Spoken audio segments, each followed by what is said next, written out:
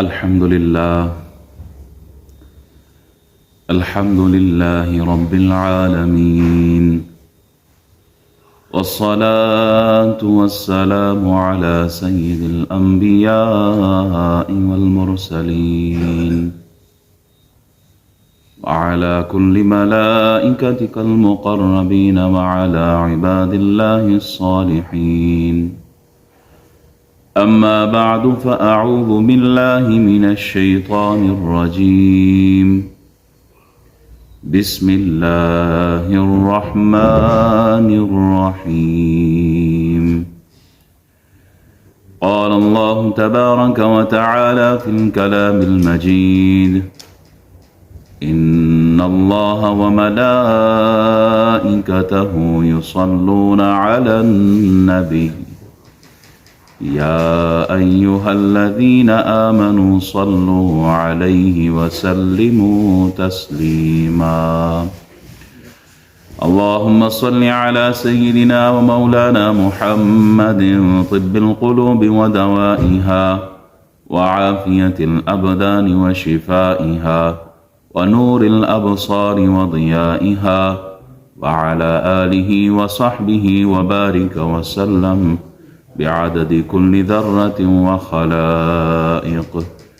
الصلاة والسلام عليك يا سيدي يا رسول الله، الصلاة والسلام عليك يا سيدي يا حبیب اللہ.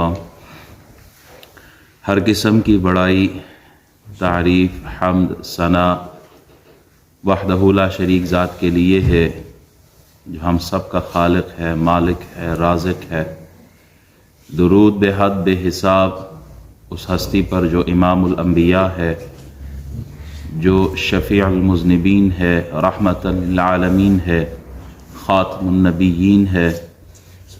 اللہ کریم کے حضور دعا گو ہوں مالک و مولا، ہمارا اول وقت میں حاضر ہونا، سننا، سنانا اپنی پاک بارگاہ میں قبول فرمائے. سورہ یوسف کی تفسیر چل رہی تھی اور ہم آیت نمبر 33 پر گفتگو کر رہے تھے. اللہ تعالی مجھے آپ تک صحیح انداز میں حق بات پہنچانے کی توفیق عطا فرمائے. قال رب السجن احب الی مما يدعوننی الیہ وإلا تصرف عنی کیدہن اصحاب الیہن وأکن من الجاہلین. یوسف علیہ السلام نے کہا، اے میرے رب، جس گناہ کی طرف مجھے یہ عورتیں بلاتی ہیں، اس سے تو مجھے قید خانہ زیادہ پسند ہے، اور اگر تو مجھ سے ان کے مکر کو دور نہ کرے تو میں ان کی طرف مائل ہو جاؤں گا اور میں نادانوں میں سے ہو جاؤں گا. یوسف علیہ السلام کو عورتوں کی مجلس میں بلایا. ان عورتوں کی مجلس میں جو تانا دیا کرتی تھی، عورتوں نے یوسف علیہ السلام کا حسن دیکھا تو اپنی انگلیاں کاٹ دیں. اس کے بعد زلیخا نے دھمکی دی، اگر میری خواہش پوری نہ کرو گے تو جیل چلے جاؤ گے. وہ جو باقی عورتیں بیٹھی ہوئی تھی، انہوں نے بھی یوسف علیہ السلام کو سمجھانا شروع کر دیا، اگر ان کی بات نہ مانو گے تو جیل چلے جاؤ گے، تکلیفیں دیکھو گے، طرح طرح کی مشکلات ہوں گی، مصائب ہوں گے، تو بہتر ہے کہ ان کی بات سنو. اور پھر وہ عورتیں خود بھی دعوت گناہ دینے لگ گئیں. تو یوسف علیہ السلام نے اللہ کریم کے حضور دعا کی، مالک ان کے فتنے سے مجھے بچا. انہوں نے اللہ سے عافیت طلب کی اور فرمایا، عرض کی اللہ کے حضور، اللہ مجھے وہ قید خانہ پسند ہے جس قید کی طرف یہ مجھے دھمکی دیتی ہے اور مجھے کہتی ہیں کہ اگر بات نہ مانی تو تمہیں جیل بھیج دیا جائے گا. اللہ مجھے وہ پسند ہے، اس لیے کہ گناہ میں لذت تو ہے مگر رب کی نافرمانی ہے. جیل میں صعوبتیں، تکلیفیں تو ہیں مگر اس میں گناہ سے بچنا ہے اور اللہ کی رضا ہے اس جگہ. تو یوسف علیہ السلام نے اللہ سے عافیت طلب کی ہے. ان کو عافیت محل میں نظر نہیں آ رہی. اگر محل میں رہتے ہیں تو طرح طرح سے شیطانی حملے ہوتے ہیں. اب تو صرف زلیخا نہ رہی، باقی عورتیں بھی شامل ہو گئی ہیں. تو اب عافیت کہاں نظر آ رہی ہے؟ اب عافیت نظر آ رہی ہے جیل میں. تو اللہ سے عرض کرتے ہیں اللہ مجھے وہ جگہ پسند ہے. اللہ سے عافیت طلب کرنی چاہیے. رسول اللہ صلی اللہ علیہ وسلم نے ایک آدمی کو سنا نا، تو وہ دعا مانگ رہا ہے اللہم انی اسألک الصبر، اللہ میں تجھ سے صبر مانگ رہا ہوں، مجھے صبر دینا. رسول اللہ صلی اللہ علیہ وسلم نے جب یہ سنا تو آپ نے فرمایا سألت اللہ البلا، تو اللہ سے بلا طلب کر رہا ہے. فاسألہ العافیہ، اللہ سے تو عافیت طلب کر، کیونکہ جب آدمی صبر مانگتا ہے تو صبر تو کسی بلا پہ مانگتا ہے نا. کوئی تکلیف آئے گی تو صبر ملے گی، کوئی بیماری آئے گی تو صبر ہوگی، کوئی مشکل آئے گی تو بندہ صبر کرے گا. تو حضور علیہ السلام نے فرمایا کہ تو یہ صبر جو مانگ رہا ہے تو بلا مانگ رہا ہے. اللہ تعالیٰ سے صبر نہیں، اللہ سے عافیت مانگ. اللہم انی اسألک العافیہ، اللہ میں تجھ سے عافیت مانگتا ہوں. ایک صحابی کو دیکھا وہ بہت کمزور ہوتے جا رہے ہیں. رسول اللہ صلی اللہ علیہ وسلم کی نظر پڑی تو آپ نے فرمایا، اس صحابی سے پوچھا کہ کوئی دعا مانگتا ہے؟ یا رسول اللہ دعا مانگتا ہوں. کیا مانگتے ہو؟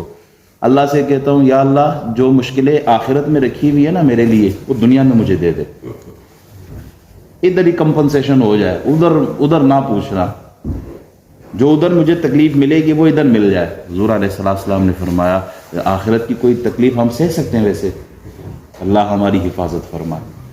ہم تو دنیا کی وہ جو آگ جو چولہوں پہ جل رہی ہوتی ہے ہم تو اس کو بھی نہیں سہ سکتے، تو آخرت کی آگ، آخرت کی تکالیف، آخرت کی مشکلیں.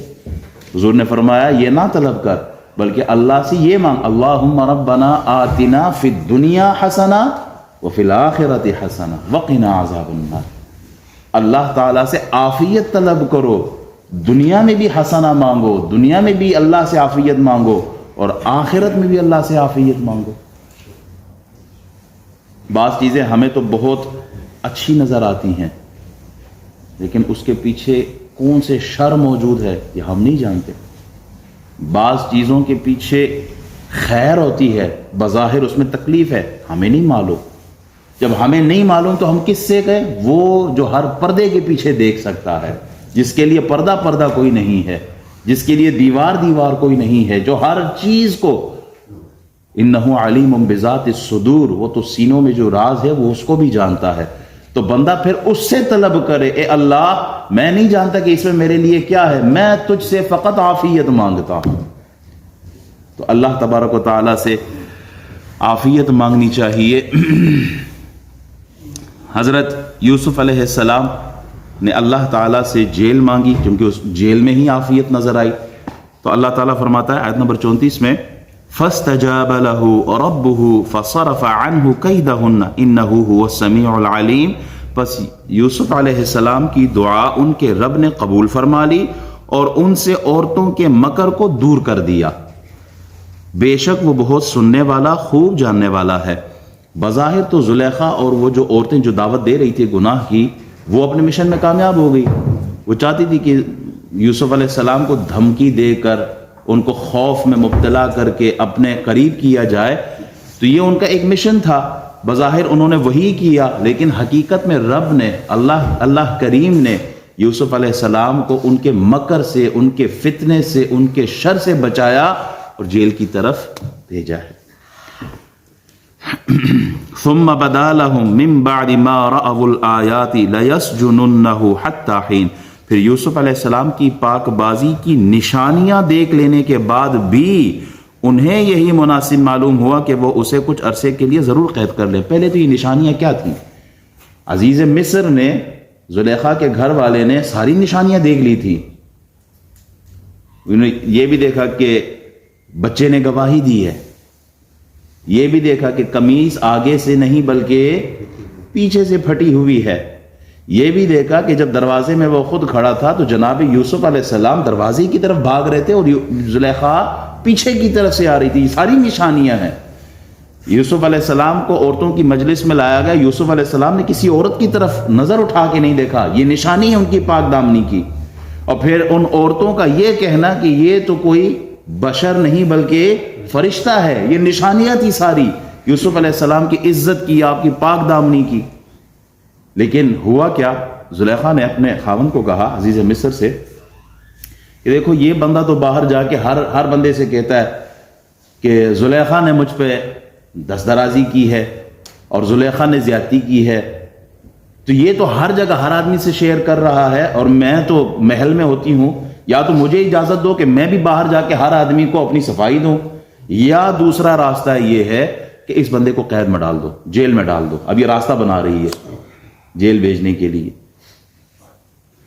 عزیز مصر نے سوچا کہ بیوی کی عزت ہے، چونکہ بیوی کی عزت پر اگر انگلی اٹھائے تو وہ آدمی پر ہی انگلی اٹھ رہی ہے. تو کہا مصلحت اس میں یہی ہے کہ اس بندے کو قید میں بھیج دیا جائے، جیل میں ڈال دیا جائے. اور جیل میں جب بھیجا گیا تو حضرت وہب منبر رضی اللہ تعالیٰ عنہ فرماتے ہیں کہ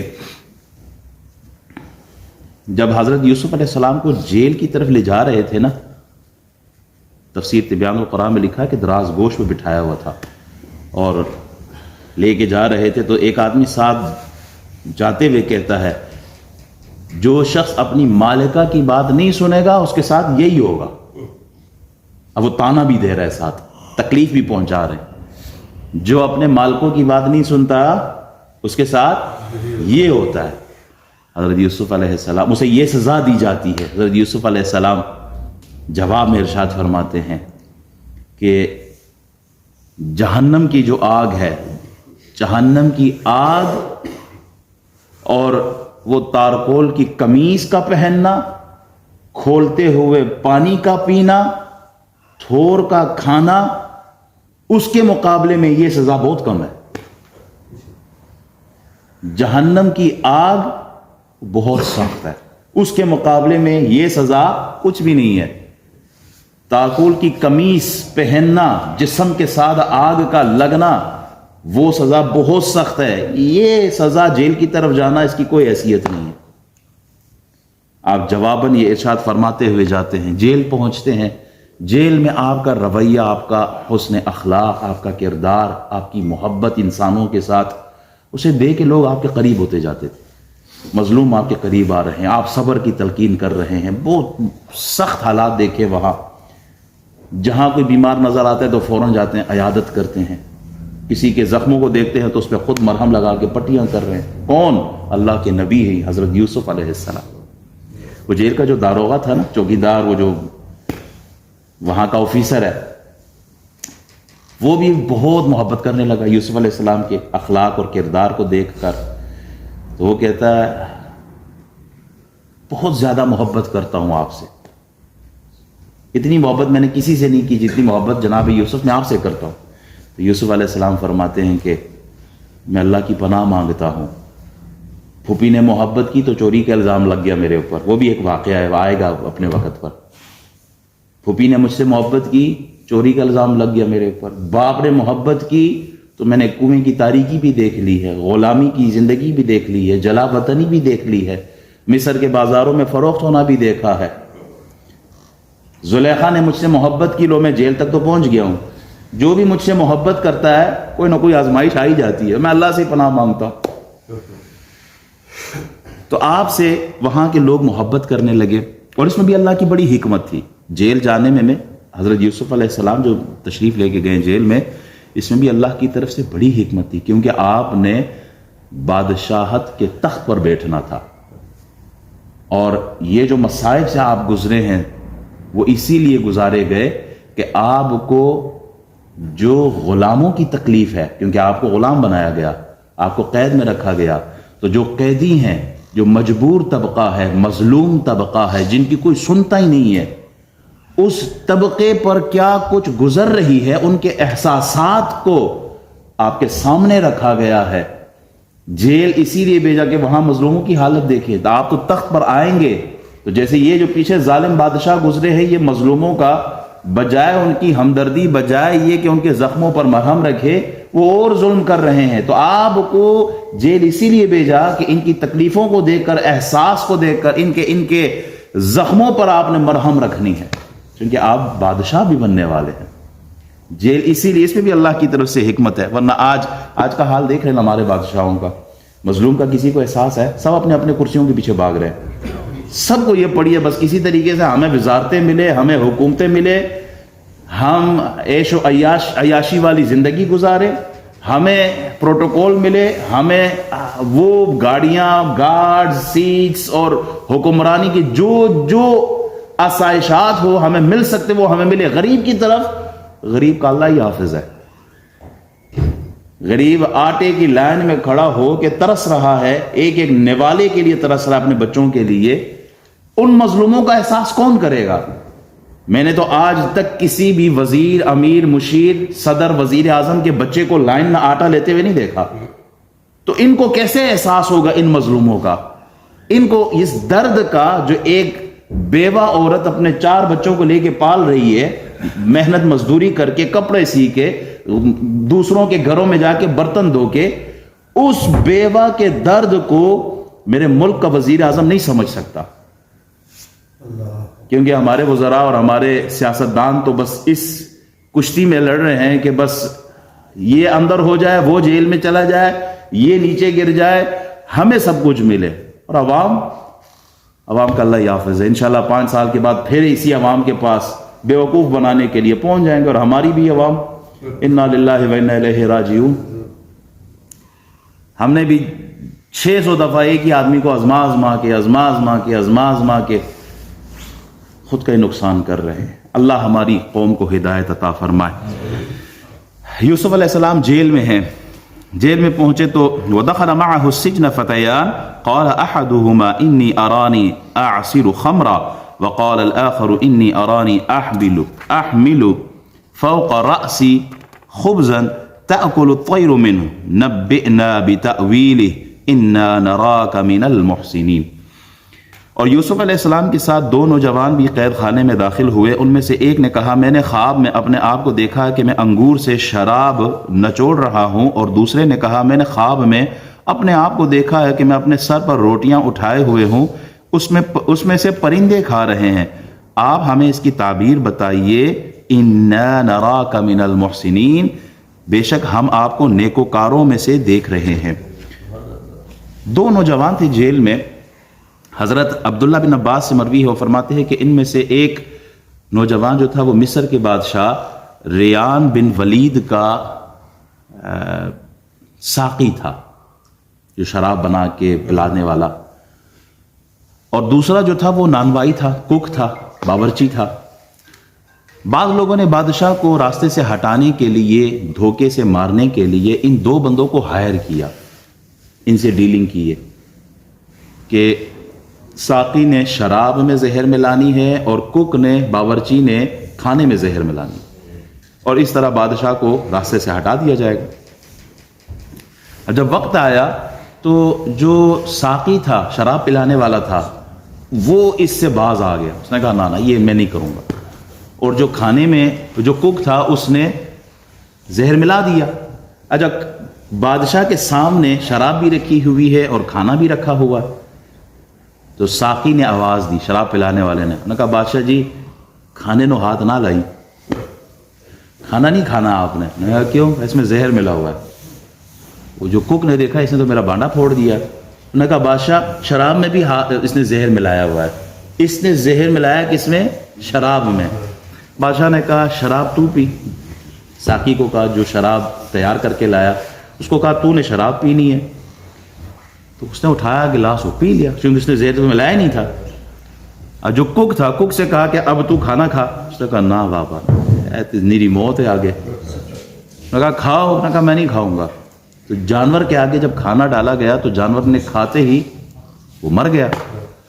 تو بادشاہ نے حکم دیا دونوں کو جیل بھیج دو، دونوں کو جیل بھیجا گیا۔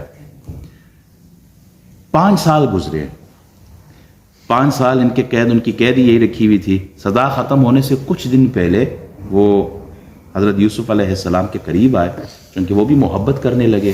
یوسف علیہ السلام کی پاک دامنی، آپ کا اخلاق، آپ کے کردار، آپ کی تعلیم، انسانوں سے محبت، یہ سب دیکھ کے لوگ قریب آتے جا رہے تھے۔ یہ دونوں بھی قریب آ گئے۔ ساقی نے کہا جو شراب پلانے والا تھا، اس نے کہا حضرت یوسف علیہ السلام سے کہ میں نے خواب دیکھا ہے، آپ مجھے ذرا اس کی تعبیر بتائیں۔ خواب کیا ہے؟ وہ انگوروں کا رس نچوڑ کر میں شراب بنا کے وہ بادشاہ کو پیش کرتا ہوں۔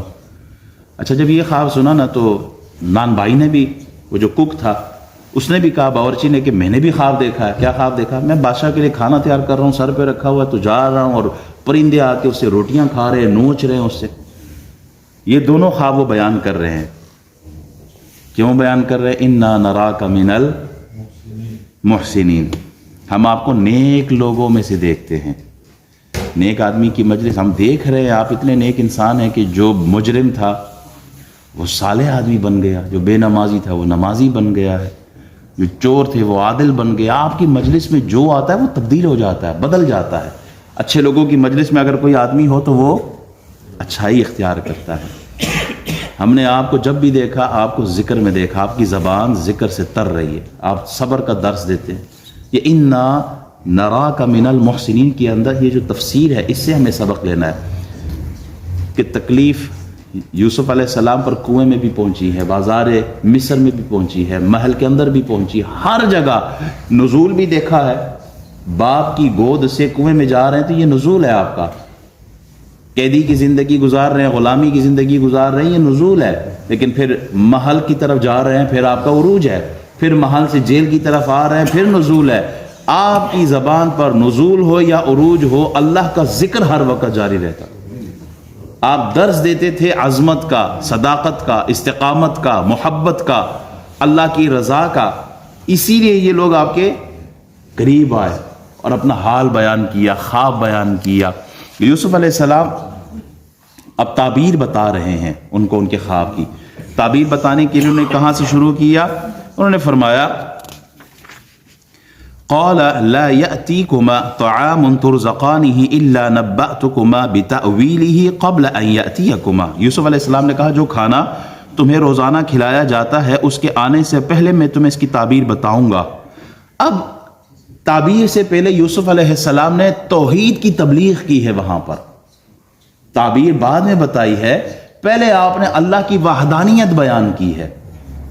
یہ اللہ والوں کا شیوا ہے، نیک لوگوں کا شیوا ہے، وہ توحید کی تبلیغ، دعوت الی الحق، اسلام کی اشاعت جب بھی موقع ملتا ہے پہلے وہ بیان کرتے ہیں۔ اگر ایک آدمی بھی آپ کی تبلیغ سے، آپ کے مشورے سے، آپ کی بات اور آپ کی گفتگو سے ایک آدمی چینج ہو گیا، حضور علیہ الصلوۃ والسلام ارشاد فرماتے ہیں، بخاری کی حدیث ہے کہ اگر اللہ تعالیٰ کسی ایک آدمی کو ہدایت دیتا ہے تمہاری وجہ سے، تمہاری تقریر سے، تمہارے عمل سے، تمہارے کردار سے، تمہارے رویے سے، تمہاری مجلس، تمہاری دوستی سے ایک آدمی بدل گیا، حضور فرماتے ہیں وہ تمہارے لیے سرخ اونٹوں سے بہتر ہے۔ یا آج کے زمانے میں جو سرخ اونٹ، وہ زمانے میں فراری ہوتی تھی، جیسے آج کے زمانے میں سمجھانے کے لیے کہہ رہا ہوں، سرخ اونٹ وہ فراری اس وقت کہا اس سے بہتر ہے تمہارے لیے اگر ایک آدمی چینج ہو جاتا ہے۔ یوسف علیہ السلام اللہ کے نبی ہیں، انہوں نے اللہ کی طرف بلانا، چاہے وہ زلیخا کا محل ہو، وہ اکیلے کمرے میں وہاں ہو، وہاں بھی اللہ کی تبلیغ بیان کی ہے۔ جیل کی سلاخوں کے پیچھے بھی یوسف علیہ السلام نے تبلیغ کا راستہ نہیں چھوڑا ہے، آپ نے اللہ کی طرف بلایا ہے۔ آپ فرماتے ہیں جو کھانا تمہیں روزانہ کھلایا جاتا ہے اس کے آنے سے پہلے میں تمہیں اس کی تعبیر بتاؤں گا۔ اس کی دو معنی ہے، ایک معنی تو یہ لیے گئے ہیں کہ ابھی جو انتظامیہ کھانا لے کے آئے گی، جو جیل کے اندر سرو کرتے ہیں، فوڈ دیتے ہیں، اس کے آنے سے پہلے میں تمہیں تعبیر دوں گا۔ اور دوسرے معنی یہ ہے، آپ نے فرمایا کہ جو کھانا آ رہا ہے نا، میں تمہیں یہ بتا سکتا ہوں کہ وہ کھانا کیا ہے، وہ کھانا کیسے ہے، وہ کھانا کتنا ہے، اس کھانے کے کھانے سے بیماری ہوگی یا شفا ملے گی، میں تمہیں سب کچھ بتا دوں گا۔ یہ کیسے ہوا، کیسے ممکن ہے، میں کیسے جانتا ہوں؟ فرمایا ان علوم میں سے جو میرے رب نے مجھے سکھائے ہیں، میں جو تمہیں بتاؤں گا یہ کوئی کاہن والا، کوئی نجومی والا، کوئی ہاتھ دیکھنے والا یہ وہ علم نہیں ہے جو اندازے سے ہو، صحیح بھی ہو سکتا ہے، غلط بھی ہو سکتا ہے، نہیں، میں جو تمہیں بتاؤں گا یہ اللہ کا دیا ہوا علم ہے جو غلط نہیں ہو سکتا۔ کون سا اللہ؟ جس کو تم بلائے بیٹھے ہوئے ہو، جس کی طرف تم نے پشت کی ہوئی ہے، جس کے حضور تم نے آنا تھا اور تم نہیں آئے، اس اللہ کی طرف سے ہے یہ علم۔ آپ علیہ الصلوۃ والسلام نے، وہ بندہ پوچھ رہا ہے خواب کے بارے میں، تعبیر پوچھ رہا ہے، اور آپ کھانوں کا ذکر کر رہے ہیں، دو الگ الگ چیزیں ہیں۔ اس کی وجہ کیا ہے؟ چونکہ یوسف علیہ السلام کو تعبیر سمجھ آ گئی تھی، آپ نے فرمایا کہ یہ بندہ، اس کو سولی پہ چڑھا دیا جائے گا، یہ مارا جائے گا، قتل ہو جائے گا، قتل ہونے سے پہلے پہلے اس کو اسلام کی تبلیغ دینی ہے، اس کو اللہ کی پہچان کروانی ہے، اس کو اللہ کی طرف بلانا ہے، کیونکہ یہ تو مارا جائے گا چونکہ مجھ سے محبت کرتا ہے۔ جو جس سے محبت کرتا ہے نا وہ اس کی آخرت کی فکر کرتا ہے۔ اگر آپ کو کوئی نماز کے لیے بلاتا ہے، تلاوت کے لیے بلاتا ہے، نیکی کی دعوت دیتا ہے، تو حقیقت میں وہ آپ کا بھائی، آپ سے محبت کرتا ہے، آپ کی آخرت کی فکر کر رہا ہے۔ یوسف علیہ السلام نے تعبیر بتانے سے پہلے اللہ کی پہچان کروائی ہے اس نان بھائی کو۔ اللہ تعالی جو بیان کیا ہے اللہ ہمیں سمجھنے کی توفیق عطا فرمائے۔ دوستو یہ قرآن ہے، یہ اللہ کا پیغام ہے، یہ تفسیر ہے۔ اس تفسیر کو سننے میں ہم ویسے تو ڈائجسٹ بھی سنتے ہیں، نیوز پیپر بھی دیکھتے ہیں اور پڑھتے ہیں، لیکن جتنا لطف قرآن کو پڑھنے میں آتا ہے، قرآن کو سننے میں آتا ہے، وہ کسی اور کتاب میں نہیں ہے۔ میں اپنے آپ سے سوال کروں، آپ اپنے آپ سے سوال کریں کہ آپ نے قرآن کو کس دن کھولا تھا، کس دن پڑھا تھا؟ ہم تقریریں بہت سے سنتے ہیں، سننا بھی چاہیے، علماء کی تقاریر سننی چاہیے، لیکن خود تفسیر کو کتنا ٹائم دیتے ہیں آپ؟ ہزاروں پوڑ ہم کپڑوں پہ لگاتے ہیں، کھانوں پہ لگاتے ہیں، کیا کسی بھائی کے گھر میں قرآن کی تفسیر بھی موجود ہے جس کو وہ روز ایک ایک صفحہ پڑھتا ہو؟ تو یہ اللہ کا پیغام ہے، ہمیں اسے سمجھنا چاہیے، پڑھنا چاہیے۔ گھروں میں کم سے کم ایک تفسیر رکھیں، کوئی بھی تفسیر رکھے لیکن ایک تفسیر رکھے۔ سنی عالم دین کی، کوئی بھی کسی بھی سنی عالم کی کوئی تفسیر ہو، آپ اس سے گھر میں رکھیں، آپ پڑھیں۔ آپ کے فوت ہونے کے بعد کوئی تو اس تفسیر کو کھولے گا، وہ تفسیر وہاں کھولے گا، قبر میں آپ کو اللہ تعالیٰ ثواب عطا فرمائے گا۔ اللہ تعالیٰ جو بیان کی عمل کی توفیق عطا فرمائے۔ وآخر دعوانا الحمدللہ رب العالمین۔